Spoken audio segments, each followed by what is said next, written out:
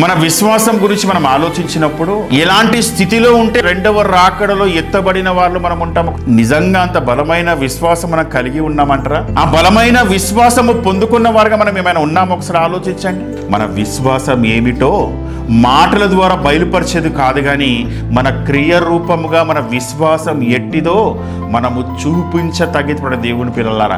ఎందుకంటే విశ్వాసములో వచ్చినట్టుగా వచ్చి మళ్ళీ లోకములో కలిసిపోయిన వారు పోకళ్ళుగా మన కళ్ళ ముందు కనబడతా ఉంటారు దేవుని పిల్లలారా. బ్యాప్తిజము తీసుకున్న వారు స్థిరంగా ఉన్నారా అంటే, బ్యాప్తిజము తీసుకొని మళ్ళీ లోకములో కలిసిపోయిన వారు ఎంతమంది ఉన్నారో మనం ఆలోచన చేయగలిగితే, తీసుకున్న వారిలో స్థిరపడిన వారి కన్నా విశ్వాసములో నుంచి తొలగిపోయిన వారే ఎక్కువ మంది. అందుకే యేసుక్రీస్తు వారు కూడా చెప్పిన మాట ఏందో తెలుసా?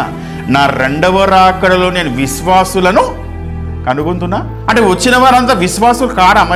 మరి వాళ్ళు విశ్వసించిన వారు కారా? మరి ఆయన రెండవ రాకడలో ఎత్తబడిన వారు మనం ఉండాలి అంటే మనల్ని మనం పరీక్షించుకోవాలి దేవుని పిల్లలారా.